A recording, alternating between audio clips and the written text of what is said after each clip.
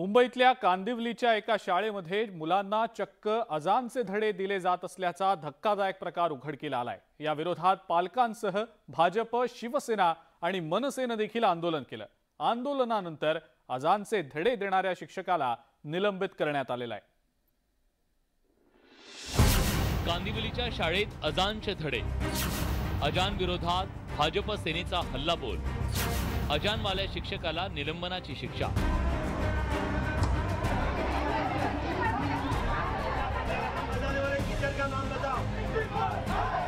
मुंबईतल्या कांदिवलीच्या कपोल शाळेतल्या अजानच्या कथित व्हिडिओनं पालकांच्या संतापाचा पारा चढला।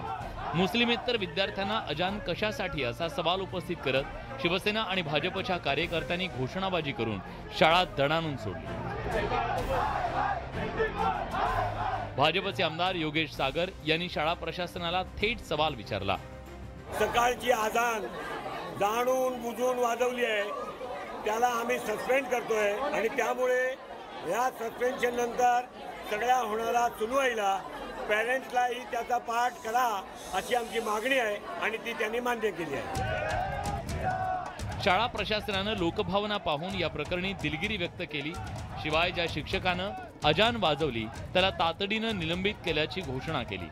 आज से ऐसा नहीं होगा, हमारा स्कूल हिंदुत्व ही है और गायत्री मंत्र होता है, सरस्वती वंदना होता है, गणपति पूजन होता है और नवरात्रि का पूजन होता है। सब हिंदू ही है, हम लोग 16 बार माला भी करते हैं। हम टीचर को सस्पेंड किया और मेरा आश्वासन है कि हिंदू ही इधर प्रचार होगा, हिंदुत्व का। मनसेने शाळेत हनुमान चालीसाचं पठण करण्याचा इशारा दिला।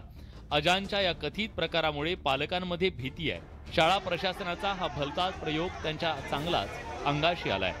विनय दुबे, न्यूज 18 लोकमत, मुंबई।